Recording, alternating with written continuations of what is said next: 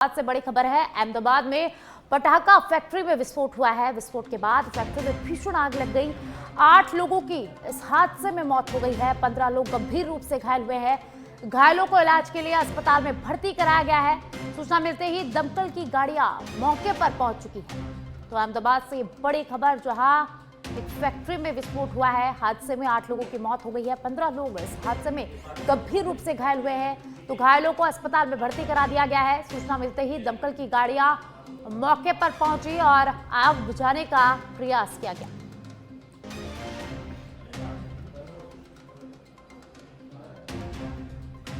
तो अहमदाबाद में पटाखा फैक्ट्री में विस्फोट हुआ है। विस्फोट के बाद फैक्ट्री में भीषण आग लग गई। इस दर्दनाक हादसे में 8 लोगों की मौत हो गई है। 15 लोग इस हादसे में गंभीर रूप से घायल हुए हैं। घायलों को इलाज के लिए अस्पताल में भर्ती करा दिया गया है। सूचना मिलते ही दमकल की गाड़ियां मौके पर पहुंची और अब पुलिस पूरे मामले की जांच में जुट गई है।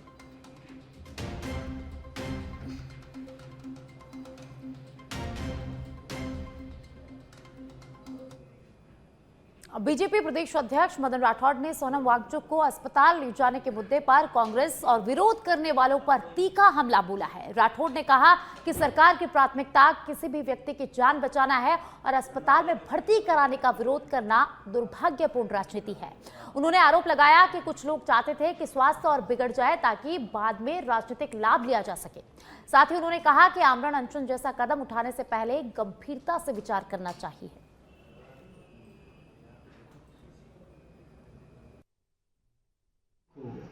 जब अस्पताल ले जाया जा रहा था, उसके बाद में जो ऐतराज कर रहे हैं, मुझे उनकी मंशा पर बड़ी चिंता होती है। वो क्या चाहते थे कि इसका स्वास्थ्य और गिर जाए और फिर हम राजनीति चमकाएं।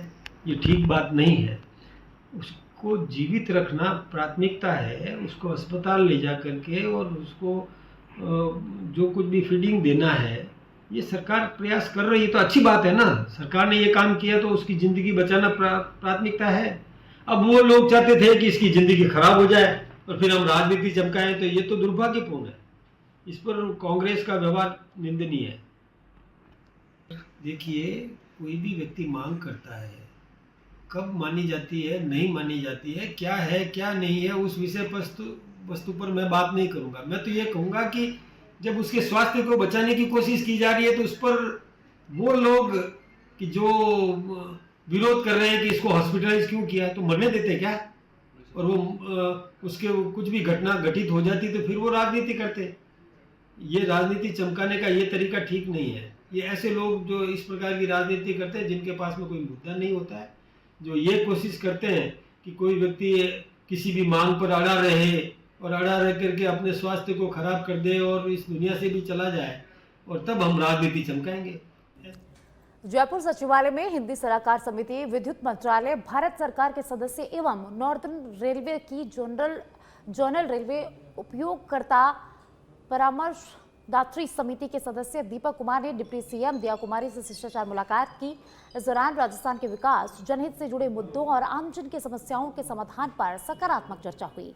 दीपक कुमार ने प्रदेश में विकास और जन कल्याण के लिए राज्य सरकार के प्रयासों की सराहना करते हुए अपने सुझाव भी साझा किए। उन्होंने कहा कि केंद्र और राज्य सरकार के बेहतर समन्वय से राजस्थान में विकास कार्यों को नई गति मिल रही है।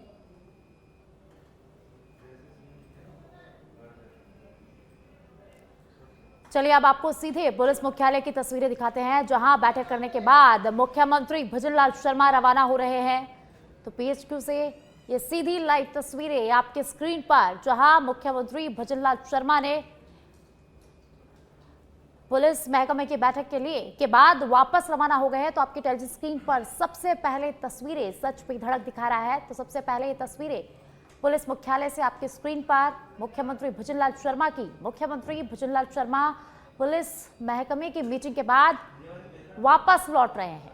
तो इस बैठक में मुख्यमंत्री भजनलाल शर्मा के साथ मुख्य सचिव मौजूद रहे और इसी के साथ पुलिस के आला अधिकारी इस बैठक में मौजूद रहे। तो साइबर अपराध पर रोकथाम के लिए ये महत्वपूर्ण बैठक ली गई है। जीरो टॉलरेंस को लेकर भजनलाल सरकार सख्त नजर आ रही है। तो इसी के चलते आज मुख्यमंत्री भजनलाल शर्मा ने पुलिस महकमे की महत्वपूर्ण बैठक ली है। साइबर क्राइम मुक्त राजस्थान का संकल्प लिया गया। तो सबसे पहले तस्वीरें सच पे धड़क पर मुख्यमंत्री भुजनलाल शर्मा की। मुख्यमंत्री भुजनलाल शर्मा पुलिस मुख्यालय से रवाना हो गए हैं। पुलिस महकमे में महत्वपूर्ण बैठक आज उन्होंने ली है और इस बैठक के बाद मुख्यमंत्री भुजनलाल शर्मा पुलिस मुख्यालय से रवाना हो गए हैं।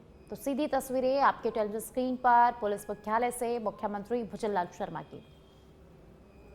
तो इस बैठक में मुख्यमंत्री भुजनलाल शर्मा के साथ मुख्य सचिव वी श्रीनिवास मौजूद रहे और इसी के साथ पुलिस के तमाम आला अधिकारियों के साथ मुख्यमंत्री भुजनलाल शर्मा ने बैठक ली है। राष्ट्रीय हेल्पलाइन 1930 को मजबूत करने की भी इस बैठक में चर्चा हुई। राजस्थान में पंचायत और निकाय चुनाव भले ही अभी घोषित न हुए हों, लेकिन बीजेपी ने चुनावी तैयारियों का बिगुल बजा दिया है। पार्टी सिर्फ स्थानीय चुनाव नहीं बल्कि 2028 के विधानसभा चुनाव में भी सत्ता रिपीट का रोडमैप तैयार कर रही है। करीब 2.5 साल बाद संगठन महामंत्री की नियुक्ति के साथ सत्ता और संगठन के बीच तालमेल को नई धार देने की कवायद शुरू हो गई है। देखिए हमारी ये खास रिपोर्ट।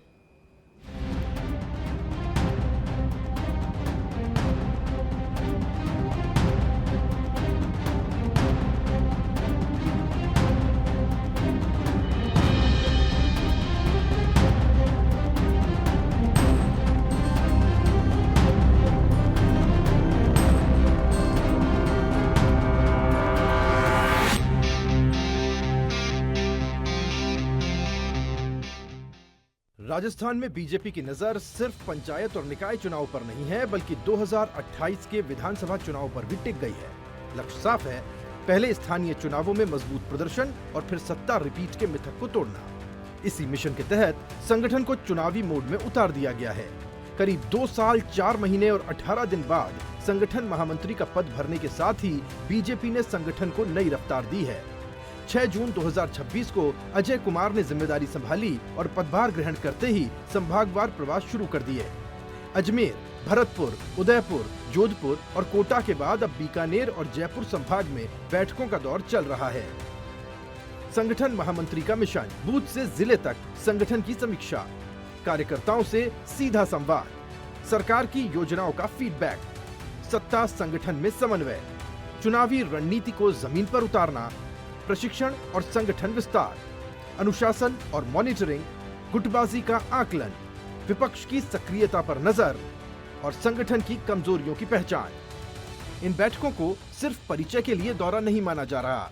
बूथ और मंडल इकाइयों की सक्रियता, सरकार की योजनाओं का असर, कार्यकर्ताओं का फीडबैक और स्थानीय नेतृत्व की स्थिति, हर पहलू की बारीकी से समीक्षा की जा रही है।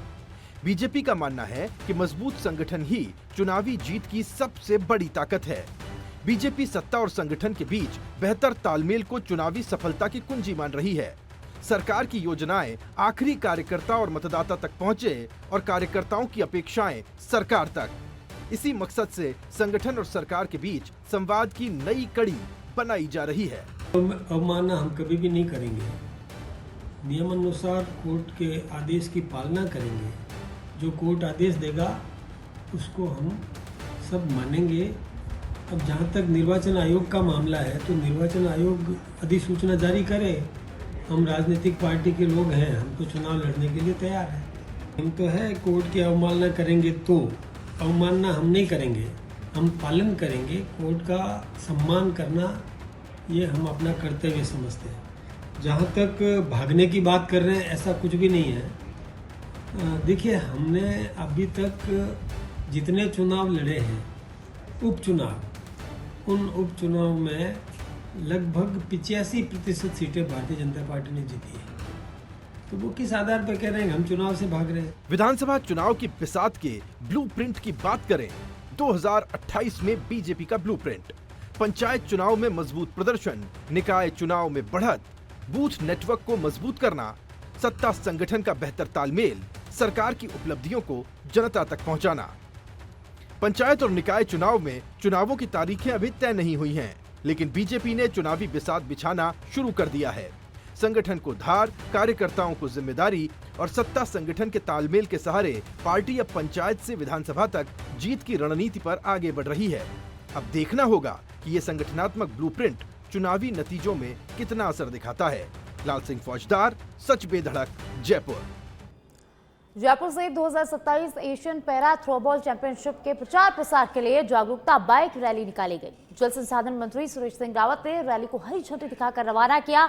जयपुर से सिंघानिया विश्वविद्यालय पचेरी तक निकाली गई इस रैली में करीब 100 दिव्यांग पैरा थ्रोबॉल खिलाड़ियों ने भाग लिया। मंत्री रावत ने कहा कि उचित अवसर मिलने पर दिव्यांग खिलाड़ी देश का नाम रोशन कर सकते हैं। उन्होंने बताया कि मार्च 2027 में राजस्थान में होने वाली एशियन पैरा थ्रोबॉल चैंपियनशिप प्रदेश के लिए गौरव का अवसर होगी।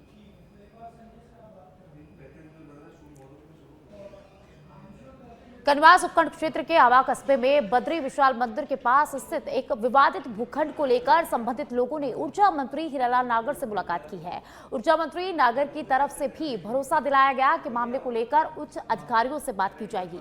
दूसरी तरफ उपजे विवाद के बाद कोटा ग्रामीण पुलिस पूरी तरह से मुस्तैद हो गई है। मामले की संवेदनशीलता को देखते हुए कोटा ग्रामीण पुलिस अधीक्षक सुजीत शंकर ने साफ कर दिया है कि जब तक मामले में अदालत का अंतिम फैसला नहीं आ जाता तब तक वहां किसी भी तरह का निर्माण कार्य नहीं होगा।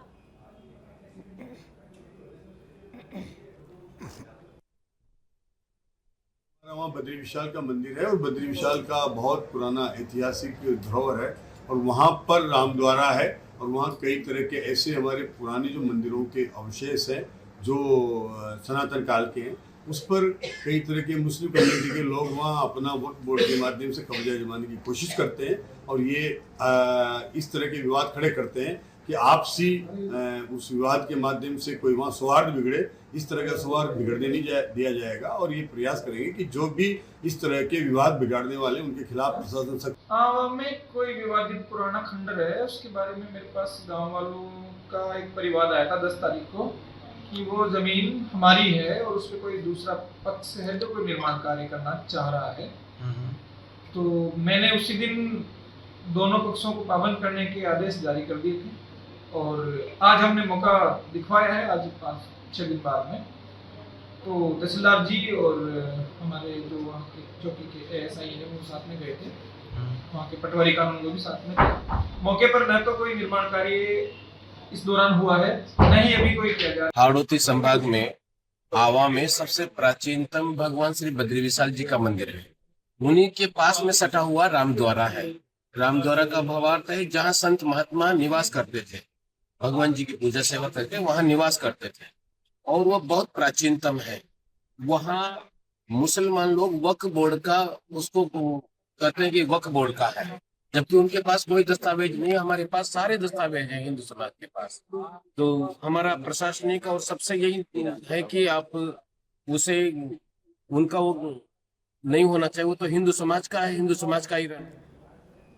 प्रदेश में स्वच्छता के ब्रांड एम्बेसडर के गुप्ता शनिवार को डूंगरपुर जिले के 1 दिवसीय दौरे पर रहे। अपने दौरे में के गुप्ता ने डूंगरपुर नगर परिषद सभागार में परिषद के अधिकारियों और कर्मचारियों की एक महत्वपूर्ण बैठक ली। बैठक में शहर को और अधिक स्वच्छ, सुंदर और सुविधाओं से लैस बनाने, डूंगरपुर को इंदौर से भी आगे ले जाने के संकल्प के साथ कई महत्वपूर्ण विकास कार्यों और नवाचारों पर मोहर लगाई गई।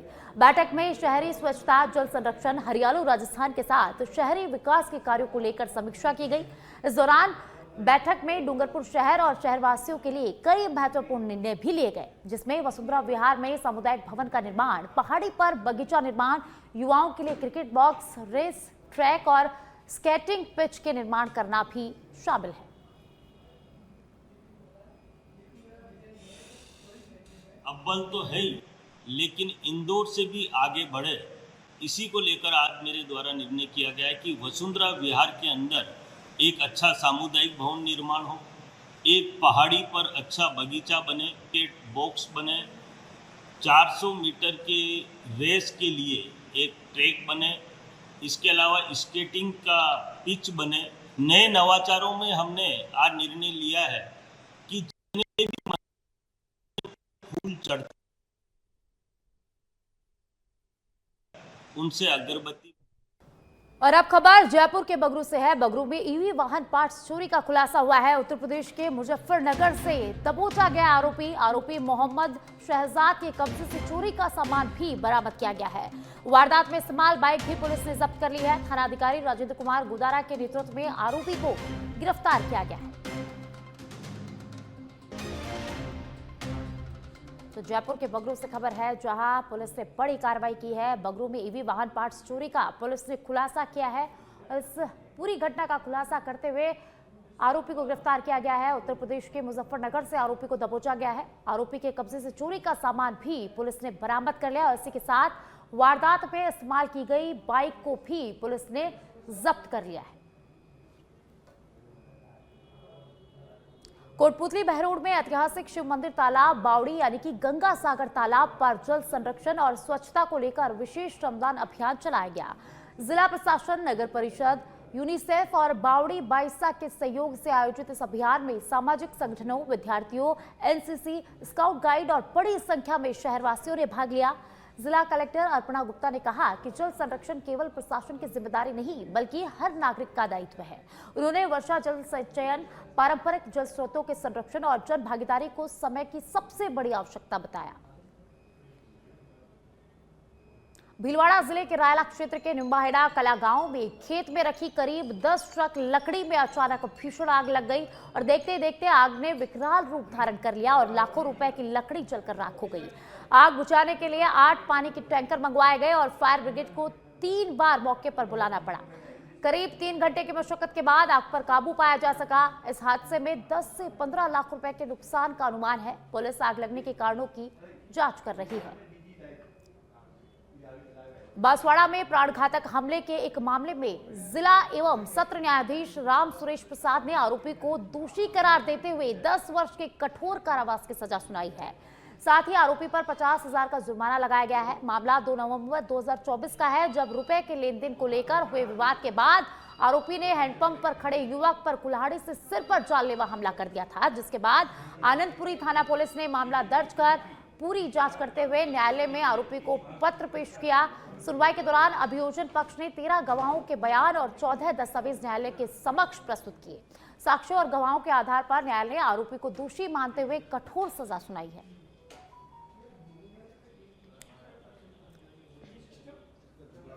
श्री राम सुरेश प्रसाद ने आज प्राणघातक हमले के आरोपी लेम्बा पिता हजरू निवासी दुधा बावड़ी पुलिस थाना आनंदपुरी को 10 वर्ष का कठोर कारावास और 50,000 रुपये जुर्माने की सजा सुनाई। मामला वर्ष 2024 के नवंबर माह का है। आरोपी लेम्बा व पीड़ित दादू के बीच में कुछ रुपयों की लेन देन को लेकर लेम्बा आक्रोशवश में आकर उसने कुल्हाड़ी से दादू के सर पर वार किया गया, जिससे उसे प्राणघातक चोट हुई। इलाज के दौरान करीब महीने भर उसका इलाज चला। डॉक्टर ने उसे प्राणघातक हमला टाइप किया। अभियोजन पक्ष की ओर से 13 गवाह व 14 दस्तावेज एग्जीबिट कराए गए। प्रकरण के तथ्यों और आई साक्ष्यों को माननीय न्यायालय ने आरोपी के विरुद्ध जाना और आरोपी को। और अब खबर चित्तौड़गढ़ से है। कपासन में सूफी संत हजरत दीवाना शाह दरगाह के प्रबंधन को लेकर नई 23 सदस्यीय कमेटी ने विधिवत कार्यभार संभाला है। राजस्थान बोर्ड ऑफ मुस्लिम वक्फ की ओर से गठित इस कमेटी के सदस्य सैयद एजाज अली और सचिव शराफत हुसैन भाटी सहित सभी पदाधिकारियों ने पदभार ग्रहण किया। इसके बाद आगामी 21 से 23 जुलाई तक आयोजित होने वाले 85वें 3 दिवसीय सालाना उर्स की तैयारियों को लेकर पहली बैठक हुई। बैठक में विधायक अर्जुन लाल जीनेगर, प्रशासनिक अधिकारियों और कमेटी सदस्यों ने जायरीन की सुरक्षा, यातायात, पेयजल, साफ सफाई और स्वास्थ्य सेवाओं की व्यवस्थाओं की समीक्षा की। विधायक अर्जुन लाल जीनेगर ने कहा कि उर्स में आने वाले जायरीन को बेहतर सुविधाएं उपलब्ध कराना सर्वोच्च प्राथमिकता है। बांसवाड़ा से खबर है। बांसवाड़ा जिले के पाटन थाना क्षेत्र से पुरानी रंजिश का एक सनसनीखेज मामला सामने आया है। आरोप है कि गांव के कुछ लोग एक युवक की तलाश में गुजरात के सूरत पहुंचे, लेकिन उसके नहीं मिलने पर उसी गांव के निर्दोष युवक मूर्ति के साथ बेरहमी से मारपीट कर दी। आरोपियों ने घटना का वीडियो बनाकर सोशल मीडिया पर भी वायरल कर दिया। गंभीर रूप से घायल युवक का इलाज कराने के बाद परिजन उसे बांसवाड़ा लेकर आए। परिजनों ने पुलिस से आरोपियों के खिलाफ सख्त कार्रवाई और निष्पक्ष जांच की मांग की है। अलवर जिले में नौगावा थाना क्षेत्र का मसूर अवतार सिंह हत्याकांड के 9 आरोपियों को जिला एवं सेशन न्यायाधीश अनंत भंडारी ने 10 साल 18 दिन बाद शनिवार को सभी आरोपियों को आजीवन कारावास की सजा सुनाई है और 1-1 लाख रुपए का जुर्माना भी लगाया। पीड़ित मृतक की ओर से नियुक्त अधिवक्ता अजय मोहन मुखीजा ने बताया कि मृतक फाटा नाव का रहने वाला था, जो आरोपियों का रिश्ते में भांजा लगता था, जिसे चुनावी रंजिश में सभी आरोपियों ने एक राय होकर बेरहमी से मौत के घाट उतार दिया और ऐसी में आज कोर्ट ने सजा सुनाई है। कारण से अवतार सिंह नामक जो व्यक्ति थे, जो कि ग्राम पाटा के रहने वाले थे, बड़ी बेरहमी से इन 9 मुलजिमान ने मिलकर के इनका कत्ल किया था और कत्ल करने के पश्चात क्या नाम से इनको अरेस्ट किया गया, कोर्ट में पेश किया गया, मुकदमा चला और उसके बाद गवाह के बयान इसके अंदर हुए और 10 साल 18 दिन बाद ये फैसला आया, जिसमें सब मुलजिमान आजीवन कारावास की सजा से दंडित करवाए गए। कितने गवाह करवाए? इसमें हालांकि प्रोसिक्यूशन के करीबन 32 गवाह थे, लेकिन 22 गवाह परीक्षित करवाए गए थे और काफी सारे डॉक्यूमेंट थे। जयपुर के एक होटल में 90 वर्षीय श्याम धवन की जीवन यात्रा पर आधारित पुस्तक की होल टू स्कार्स का विमोचन किया गया। किताब 1947 के भारत विभाजन के दौरान पेशावर से भारत तक के उन दर्दनाक सफर, संघर्ष और नई शुरुआत की कहानी बयां करती है। पुस्तक उनके बेटे विक्रम धवन ने श्याम धवन की आपबीती के आधार पर लिखी है। श्याम धवन ने कहा कि यह किताब उन्होंने परिवार की नई पीढ़ी और उन लाखों लोगों की याद में लिखवाई है जिन्होंने विभाजन का दर्द झेला है। उन्होंने कहा कि उन्होंने नफरत नहीं बल्कि मुश्किल समय में मदद करने वाले लोगों को याद रखना चुना। कार्यक्रम में परिवार, मित्रों और शहर की कई प्रमुख हस्तियां मौजूद रही। यह पुस्तक केवल एक व्यक्ति की कहानी नहीं बल्कि भारत पाकिस्तान विभाजन से प्रभावित लाखों परिवारों के संघर्ष, उम्मीद और इंसानियत की जीवंत दास्तां है। होल टू स्टार एक आई विटनेस अकाउंट है पार्टीशन का। एक 11 साल के बच्चे के नज़रिए से देखा गया है और वो टाइम पे काफ़ी कुछ हुआ। ब्लड लहूलुहान, ब्लड लेटिंग हुई और काफ़ी लोग डिस्प्लेस हुए। ये मेरे हिसाब से एक बहुत ही one of the biggest humanitarian crisis है वर्ल्ड की। इसके जो स्टैटिस्टिक्स हैं, चाहे वो डेथ्स में हो, चाहे डिस्प्लेसमेंट में हो, ये कंपैरेबल हैं वर्ल्ड वॉर से, होलोकॉस्ट से। तो ये एक बहुत बड़ा इवेंट है और मैं समझता हूँ कि हमारी फैमिली लकी है इन द सेंस कि वी हैव पीपल जिन्होंने आके देखा, हाल देखा है।